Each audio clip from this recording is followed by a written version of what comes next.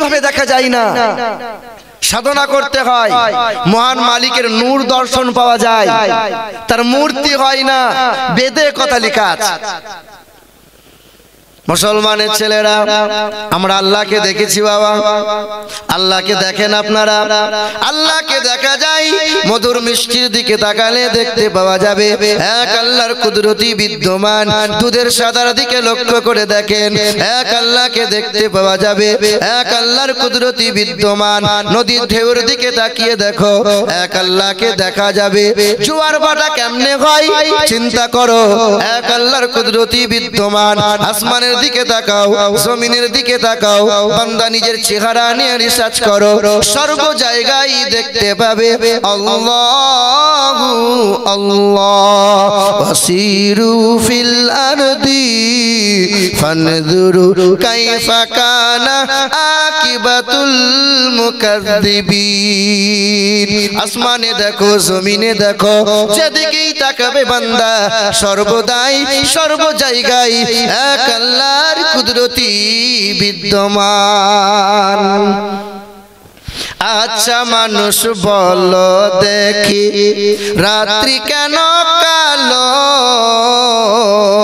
আরে সূর্যমণি কোথা হতে পেল এমন আলো? ঝিনুক মাঝে কে দিল রে মুক্তামণির গার? আর আখের ভিতর কে দিল রে রস যে চমৎকার? বলো সুবহানাল্লাহ। কে দিল কে? আরে দুধ কেন এমন সাদা, মরিচ কেন ঝাল? আর আমগুলো সব পাকলে পরে হয় কেমন লাল? বান্দাকে জিজ্ঞাসা করছে আল্লাহ, কেমন করে হলো বলো?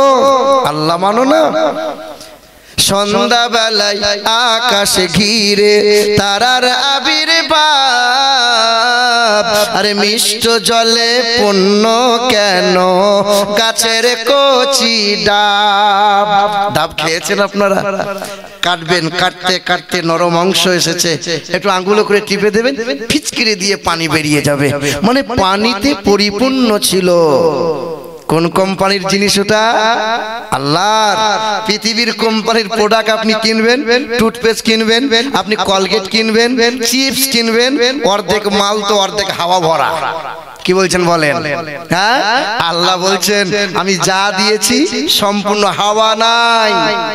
যে কোনো ফলের দিকে তাকাও, আমি আল্লাহ পরিপূর্ণ করে দিয়েছি, হাওয়া ভরে দিই নাই, ধোঁকাবাজি করি নাই। সন্ধ্যাবেলায় আকাশ ঘিরে তারার আবির্ভাব। আরে মিষ্ট জলে পূর্ণ কেন গাছের কচি ডাব? চিনি কেন মিষ্টি এত, তেঁতুল কেন টক? আরে কোকিল কেন কালো এত, ফর্সা কেন বক? আমরা সবাই বাস করি ভাই এই দুনিয়ারি রঙে। আরে হাতের লেখা মুখের চেহারা মেলে না কারো সঙ্গে। আর মেলে না কণ্ঠ গলার, আর মেলে না কণ্ঠ গলার বুড়ো আঙ্গুলের টিপ। আরে আল্লাহ তাআলা আছেন একজন, প্রমাণ হলো ঠিক। বলো লা ইলাহা, আরো জোরে বলো লা ইলাহা, বলো লা ইলাহা ইল্লাল্লাহু মুহাম্মাদুর রাসূলুল্লাহ। এ মুসলমান সোনার টুকরো বন্ধুরা, ওই বেদে লেখা আছে, আমার নবীজির প্রশংসা করে দিয়েছে বেদ। আহারে, কোরআন তো শুধু নয়, হাদিস শুধু নয়, পৃথিবীর জমিনে বাইবেল বলো, জিন্দাবাস্তা বলো, রামায়ণ বলো, মহাভারত বলো, কল্কি পুরাণ বলো, ভাগবত পুরাণ বলো, পৃথিবীর জমিনে এমন কোন ধর্ম গ্রন্থ নাই যে গ্রন্থে আমার মহানবী বিশ্বের মহান নেতা জনাবে মুহাম্মদুর রাসূলুল্লাহর প্রশংসা নাই। বেদে লেখা আছে জোর অদস্য চোদিতা যোগিশস্য ব্রহ্মাণ্ড নাদে মনুষ্য কীরে অষ্টগুণ প্রসংদীপ জন্তি কৌলঞ্চ প্রজ্ঞাচ প্রক্রমচ বহুভাষিতাচ দানং যতা শক্তি কৃতজ্ঞতাচ আহারে দ্বাদশং সকল পক্ষস মাধবে মাসি মাধবম জাতং দত্ত সাতু পুতরং পিতরৌরুষ্ট মনুষ্য সম্ভালে বিষ্ণু গৃহে প্রাদুর্ভাবম মহম। বেদে লেখা আছে পৃথিবীর জমিনে আসবেন একজন গুরু, তিনি একটা ধর্মের গুরু হবেন না, তিনি হবেন জগৎ গুরু, তিনি হবেন মানব জাতির কল্যাণকর্তা, যিনি জীবনে কখনো কোনোদিন মানব অথবা দানবের সাথে দুর্ব্যবহার করবেন না, যিনি জীবনে কখনো কোনোদিন বিনা কারণে গাছের ফল ফুল পাতা ছিঁড়বেন না, যিনি জীবনে কখনো কোনোদিন কোনো মানুষকে আঘাত তো দূরের কথা জীবনে কখনো কোনোদিন একটাও মিথ্যা কথা বলবেন না, তিনি হবেন মানব জাতির কল্যাণকর্তা। নিজের জন্য চিন্তা করবেন না, সংসারের মায়া তেমন করবেন না, শুধু মানব জাতির উম্মত উম্মতানির জন্য ভেবে ভেবে নিজের সব কিছু উজাড় করে দেবে।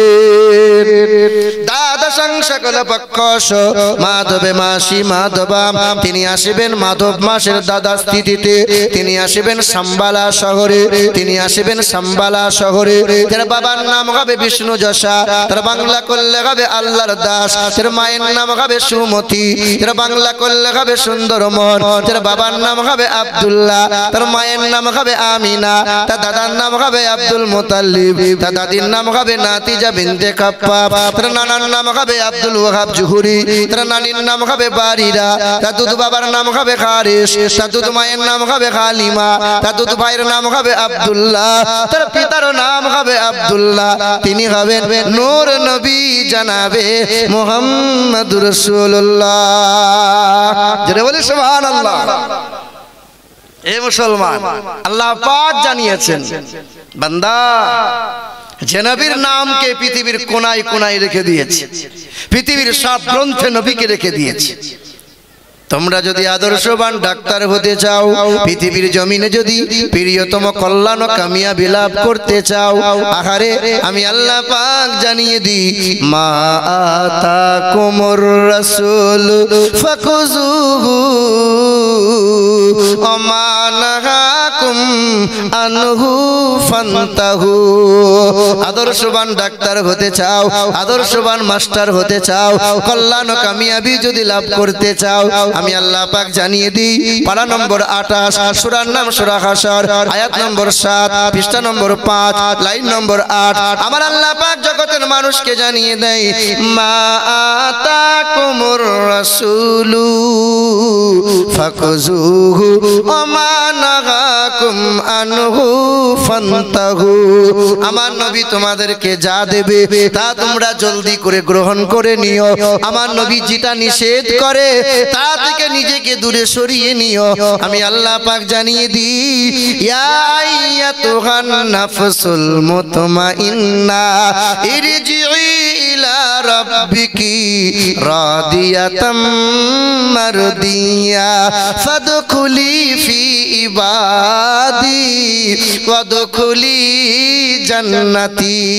আমি যেমন করে চালাই আমার বান্দা তেমন করে চলে, আমি যেমন করে খেতে বলি বান্দা তেমন করে খায়, আমার নবী যেমন শিখিয়ে দিয়েছে আমার নবীর উম্মত তেমন করে চলে নেয়। ইরজিই ইলা রাব্বিকি রাদিয়াতাম মারদিয়া, আল্লাহ রিজা চাই, রবের খুশি চাই। বান্দা পৃথিবীর কোন নেতার খুশি নয়, এক আল্লাহ রিজা মন্দির জন্য সিজদা করে নিয়েছে, জিকির আজকার করে নিয়েছে, হারাম থেকে নিজেকে বাঁচিয়ে নিয়েছে। আমি আল্লাহ পাক ঘোষণা করে দিই আমার বান্দা বান্দির জন্য জান্নাত সাজিয়ে রেখেছি। বান্দা বান্দিকে জান্নাতে দেবো। মুসলমান সোনার টুকরো বন্ধুরা, তবে মনে রাখতে হবে মান আমিলা সলিহান মিন যাকারিন আও উনসা ওয়া হুয়া মুমিন মান আমিলা সলিহান মিন যাকারিন আও উনসা ওয়া হুয়া মুমিন ফালানুহইয়ান্নাহু হায়াতান তাইয়্যিবা। বান্দা ভালো কাজ করে, পুরুষ হোক কিংবা নারী, কালো হোক কিংবা ফর্সা, আরবি হোক কিংবা বিহারি, ভালো কাজ করে, তবে যার অন্তরে নবী নাই, যার আদর্শে নবীর আদর্শ নাই, যার অন্তরে ঈমান নাই, সে যত ভালো কাজ করুক না কেন চারা না দাম নাই। ইংল্যান্ডের রানী এলিজাবেথ যার নাম, ৭০ বছর বেঁচে ছিল। ইংল্যান্ডের রানী মাথায় মুকুট পরেছিল, কোহিনূর পাথরের মুকুটটা পরেছিল। ওই মুকুটের মূল্য ছিল ৩,৫০০ কোটি মার্কিন ডলার। আহারে ১০০ বছর বাঁচবো বলে সকাল সন্ধ্যা দেহের চিকিৎসা করে নিত, বিছানা পরীক্ষা করা হতো, খাবার পরীক্ষা করে খাবার খেত। ১০০ বছর বাঁচবো বলে মনে তার তামান্না। কিন্তু আল্লাহ যদি কাউকে মারে, পৃথিবীর কেউ তারে রাখতে পারে? আল্লাহ কাউকে যদি রাখতে চাই, পৃথিবীর কেউ তারে মারতে পারে না। ফাইজা জা আজালুহুম লা ইস্তাখিরুনা সাআতাও ওয়ালা ইস্তাকদিমুন। কোরআনেতে পারা নম্বর 14 পৃষ্ঠা নম্বর 12 আমার আল্লাহ পাক জগতের মানুষকে জানিয়ে দিল, যখন ডাকবো তখন তোমাকে সাড়া দিতে হবে। লক্ষ্য করে দেখো, দোকানদার বসে আছে, লম্বা লাইন লেগে গেছে। খরিদ্দার বলে দোকানে মাল দাও, দোকানদার নড়ে না, দোকানদারের ডাক পড়ে গেছে, খরিদ্দার দাঁড়িয়ে আছে। দোকানদারকে যাওয়া লাগবে, কোলের সন্তানটা শুয়ে আছে, মা টুক করে ঘুমিয়ে গেছে, আর মা জাগবে না। দাদু বসে আছে, নাতিকে চলে যাবার ডাক পড়ে যাবে, চলে যেতে হবে। কখন কোন সময় কাকে ডাকবো কেউ বলতে পারবে না। আর মালাকুল মাউত ফেরেশতা হাজির হলে ওই দিন কোনো বাহানা চলবে না। ইংল্যান্ডের রানী এলিজাবেথ অনেক ভালো কাজ করেছিল, কিন্তু নবীর আদর্শ মেনে নেয় নাই, ঈমান নিয়ে আসে নাই। পৃথিবীর যত ভালো কাজ করুক না কেন, ঈমানদার না হওয়ার কারণে কখনো কল্যাণ আর জান্নাতি হতে পারে না। আল্লাহ পাক জানিয়ে দেন, ওয়ামাই ইয়াবতাগি গায়রাল ইসলাম দীনান ফালাই ইউকবালা মিন। আমার ইসলাম যার ভালো লাগে না, আমার নবীর তরিকা যার ভালো লাগবে না, আমার নবীর সুন্নাত যার পছন্দ হবে না, ওই মানুষটাকে কখনো কাবিলে কবুল আমি আল্লাহ করব না। ইসলামের কালচার এনেছি আমরা, বলেন ইসলামের কালচার এনেছি? আল্লাহর নবী বলেন, সংসারে অশান্তি তোমার, ছুটে বেড়াচ্ছ, কোথায় যাচ্ছ? অনেক নামাজ পড়ি কিন্তু সংসারে শান্তি নাই। নবী বলেন, সংসারে যদি শান্তি পেতে চাও তুমি বেশি বেশি সংসারে বিবিকে সালাম জানাও, ছেলে মেয়েকে সালাম দেওয়া শেখাও। আল্লাহ পাক জানিয়ে দেন, ইয়া আইয়ুহাল্লাযীনা আমানু লা তাদখুলু বুয়ুতা গায়রা বুয়ুতিকুম। হে ঈমানদারেরা, ঘরে যখন প্রবেশ করবে সালাম জানাও, সালাম। অন্যের ঘরে যখন প্রবেশ করবে সালাম জানাও, পারমিশন নাও, তারপরে ঘরে প্রবেশ করো। হঠাৎ করে দরজা খুলে দিও না। পৃথিবীর জমিনে বেশি বেশি সালামের আদান প্রদান করো। বিবি হয়ে স্বামীকে সালাম জানাও, স্বামী তোমার বিবিকে বাজার থেকে বাড়ি ফেরার সময় সালাম জানাও, ঘর থেকে বার হয়ে যাওয়ার সময় বিবি তোমার স্বামীকে সালাম জানাও, কন্যা পিতাকে সালাম জানাও, ছেলে বাবাকে সালাম জানাও, চলমান ব্যক্তি বসমানকে সালাম জানাও, আওয়াম ব্যক্তি উলামাদেরকে সালাম জানাও। যত সালাম দেবে শান্তি আর মোহাব্বতে আমার আল্লাহ পরিপূর্ণ করে দেবে। সালাম দিলে কি হবে জানো? সালামুন আলাইকুম তিবতুম ফাদখুলুহা খালিদিন। কোরআনেতে পারা নম্বর 24 পৃষ্ঠা নম্বর 6 লাইন নম্বর 12 আমার আল্লাহ পাক জগতের মানুষকে জানিয়ে দিল সালামুন আলাইকুম তিবতুম ফাদখুলুহা খালিদিন। দুনিয়াতে যারা সালাম দেবে শুনে রেখে দাও, মুমিন যখন জান্নাতে যাবে জান্নাতের দরজায় ওই মানুষটাকে অমকের বাবা বলে ডাকা হবে না, অমকের দাদা বলে ডাকা হবে না, অমকের চাচা বলে ডাকা হবে না। সালাম সালাম সালাম, কারণ ইল্লা কিলান সালামান সালামা, সেখানে শুধু সালাম আর সালাম চলবে। দুনিয়াতে যারা সালাম আদান প্রদান করবে পরকালে সালাম দিয়ে জান্নাতি হয়ে যাবে। ছেলেকে শিখিয়েছে বল গুড মর্নিং বল, গুড নাইট বল। তোমার ছেলে ইংলিশ মিডিয়ামে পড়ে, পড়াও। তোমার ছেলে একাডেমিতে পড়ে, ভালো। তোমার ছেলে মিশনে পড়ে, আলহামদুলিল্লাহ খুব ভালো। আমার ছেলে সকালবেলায়, তোমার ছেলে সকালবেলায় বাবাকে বলে গুড মর্নিং, দুপুর বেলায় বলে গুড আফটারনুন, রাত হলে পরে বলে গুড নাইট। আচ্ছা বললে কটা নেকি পাওয়া যাবে বাবা? আমার বাপ মরে গেছে, সকালবেলায় মন খারাপ করে বসে আছি, আর একটা আপনার ছেলে এসে গুড মর্নিং। আচ্ছা আমার সকালটা ভালো না খারাপ? আর যদি বলো আসসালামু আলাইকুম, সালাম দিই আমরা?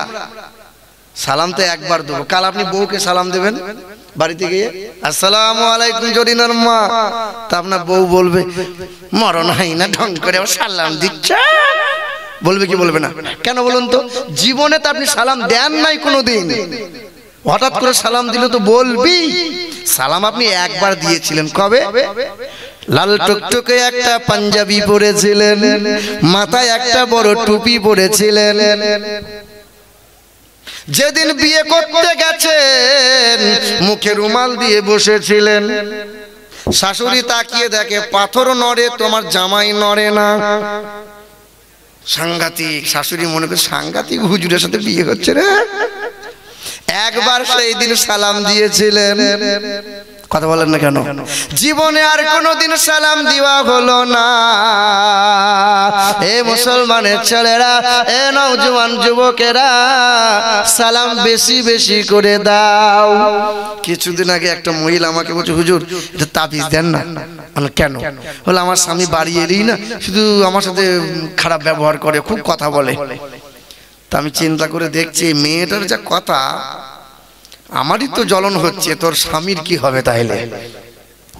বেশিরভাগ সংসারে দেখবেন অশান্তি হয় ওই মহিলাদের মুখের কথার কারণে, ঠিক না ভুল বলে? এমন এমন বেফাস কথা বলে দেবে আপনার কলজে সেদ্ধ হয়ে যাবে। তা আমি চিন্তা করলাম কি তাবিজ দেবো। আল্লাহ, সাদা একটা কাগজ মোটা করে মোড়ালাম, আইলাম মা এটা সাংঘাতিক তাবিজ। তোর স্বামী যখন ঘর থেকে রোদে গরমে পুড়ে বাড়ি আসবে শুধু একবার বলবি আসসালামু আলাইকুম, তাবিজটা দাঁতে করে চিবিয়ে টিপে ধরে থাকবে, আর কথা বলবি না। 3 সপ্তাহ পরে ফোন করে বলছি হুজুর আপনার তাবিজে মরা লোক জিন্দা হয়ে যায়। কেন? সাংঘাতিক কাজ। কি হয়েছে? বলে আমার স্বামী আর ঝগড়া করে না। করবে কি করে খেপি? তোর মুখের কথা বন্ধ, মানে সংসারে শান্তি চলে এসছে। মুখের জবান ঠিক রাখ, কথা বন্ধ কর, কথা কম বল। আর এখনকার তো বউরা বেশিরভাগ স্বামীদেরকে সন্দেহ করে। আপনার কাছে মোবাইল আছে, বাড়িতে রাখবেন, মোবাইলটা দিয়ে একটু বাজার দিকে ঘুরতে যাবেন, আপনার মোবাইলে খুঁজে খুঁজে দেখবে কোনো মেয়ের ছবি টবি নাই তো, আমার স্বামী কিছু গোলমাল করছে না তো। কি বলছেন বলেন? কেন সন্দেহ করবে না বলুন তো? এখন যে মা খালারা মোবাইলে কিংবা টিভিতে সিরিয়াল দেখে, ওই সিরিয়ালে শেখানো হয়, দেখানো হয়, মানে এক একটা পুরুষের 3টে 4টে করে বউ হয়। সিরিয়াল দেখার পরে সারা রাত চিন্তা করে আমার স্বামীটা গোলমাল করছে না তো। আপনার তো দূরের কথা, আমার মতো হুজুররা রেহাই পাচ্ছে না। হ্যাঁ, আমার শিক্ষিত মুসলমান সুধী মানুষেরা, এ আমার মা বোনেরা, সালাম দাও স্বামীকে, তুমি বেশি বেশি সালাম দাও। বাবাজিরা ভাইরা আমার, আল্লাহ পাক রব্বুল আলামিন জানিয়ে দেন, মা আতাকুমুর রাসূলু ফাখুযুহু ওয়া মা নাহাকুম আনহু ফান্তাহু। আমার নবী তোমাদেরকে যা যা দেবে তা তোমরা গ্রহণ করে নাও। এবার বলেন তো, আমার নবী আমাদেরকে যা যা দিয়েছে নিয়েছি না নিই নাই? নিয়েছি। আমি আপনি যে এই জায়গায় বসে আছি, বসে থাকার মূল কারণটা জানা আছে? কি কারণ? একটাই কারণ, ছোটবেলায় আমাদের একটা ফরজ বাকি আছে। এই মসজিদে হয়, এই মক্তবে হয়, ছোট ছেলেগুলোকে কোরআন ও হাদিসের তালিম দেওয়া হয়। অনেক মানুষের ইসলামের জ্ঞান নাই। আল্লাহর নবী বলেন, তালাবুল ইলমি ফারিদাতান আলা কুল্লি মুসলিমিন ওয়াল মুসলিমা। প্রতিটা মুসলমান নর ও নারীর জন্য জ্ঞান অর্জন করা ফরজ। কোন জ্ঞান অর্জন করা ফরজ? আপনার গ্রামে শিক্ষিত মানুষের অভাব নাই, অনেক জ্ঞানী মানুষ আছে। মনে করে আপনার গ্রামের স্কুলের মাস্টার, হাই স্কুলের মাস্টার বিয়ে করেছে, বিয়ে করার সময় শ্বশুরের গলায় বাঁশ দিয়ে 6 লাখ টাকা নগদ নিয়েছে, আর 12 ভরি সোনা নিয়েছে, আর খাট আলমারি গাড়ি তো বাইরের খাতায় রয়েছে। শিক্ষিত মানুষ। আর আপনার গ্রামের গরিব ঘরের ছেলে 5 ওয়াক্ত নামাজ পড়ে, বিনা দাবি বিনা পয়সায় বিয়ে করে বউ বাড়ি নিয়ে আসছে। আচ্ছা, শিক্ষিত মানুষ কে বলুন তো? কে? শিক্ষিত মাস্টার হতে পারে, কিন্তু ভেতরে মনুষ্যত্ব। যে বিদ্যা শ্বশুরের গলায় বাঁশ দিয়ে টাকা নেওয়ায়, ওই বিদ্যার উপরে লাথি মারি 4 আনা দাম নাই। যে বিদ্যা বাপ মায়ের সেবা করতে পারে না, ওই বিদ্যার উপর থুতু নিক্ষেপ করি 4 আনা দাম নাই।